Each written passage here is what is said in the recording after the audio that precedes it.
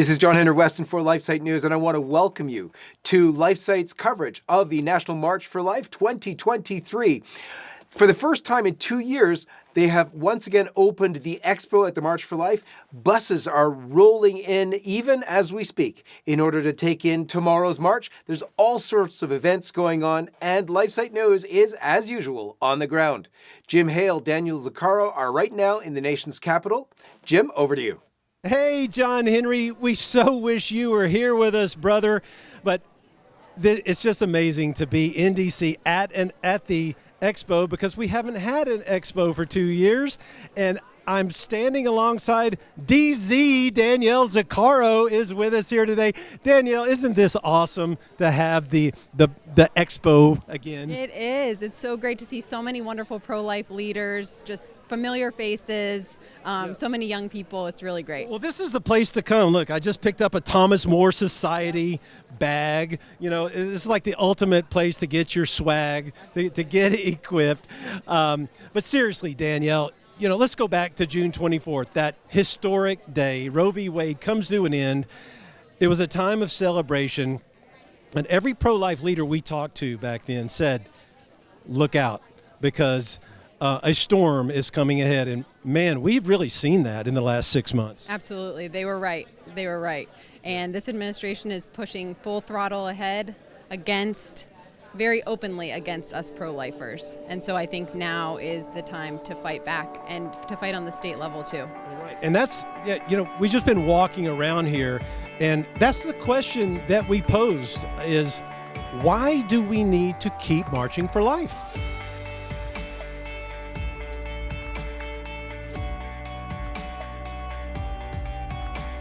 We need to keep fighting and marching with a new vision in mind that our Constitution, based in the 14th Amendment, entitles every child to the right to life from conception.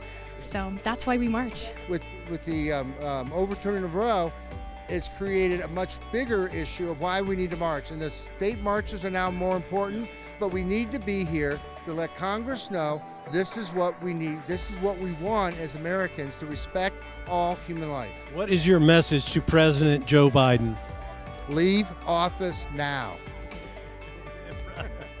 We know that there are still millions of babies being legally killed in the United States today. And so it's so important, I think, even more now for the United States to see that pro-life people are going to keep fighting. We are not going to stop just since Roe has been overturned. We have to make sure that every baby is protected from violence.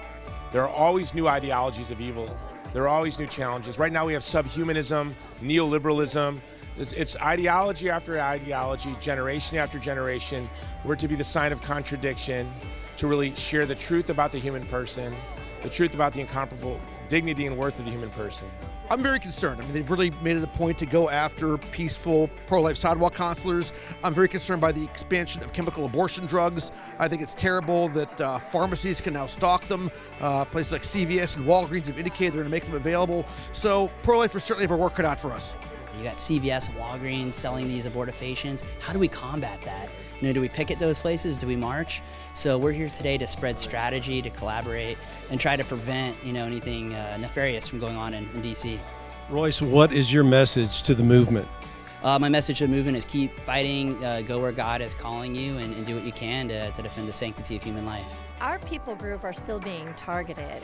Those who were conceived in rape, mothers who became pregnant by rape, they're using their stories to justify abortion and throwing us under the bus. This battle is going to continue to rage forever. You know, the battle against child sacrifice has gone on from the times of antiquity. It will never end.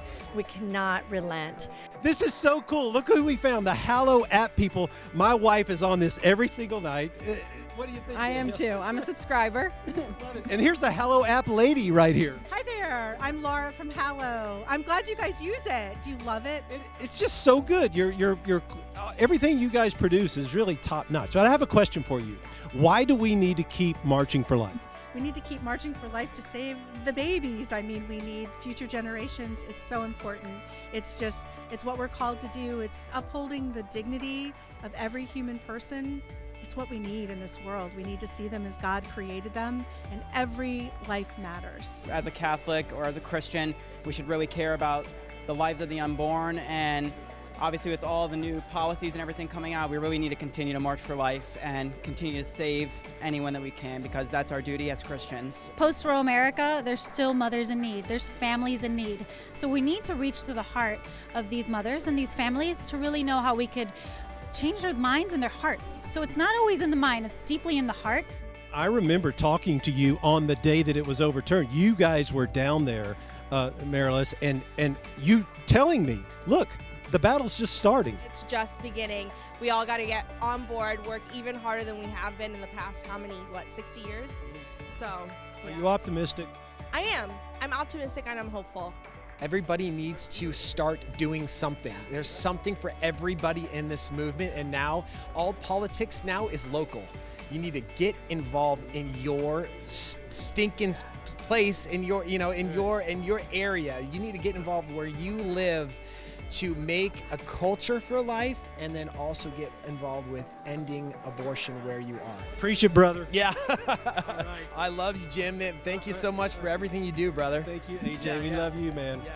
St. Padre Pio said, bring me my weapon, my spiritual weapon. It was the rosary. And we're seeing a lot of people praying, coming back to this devotion. It's a beautiful devotion, and it's it's a meditation on the life of our Lord. And we're going to win this battle. More people have to pray the rosary, though.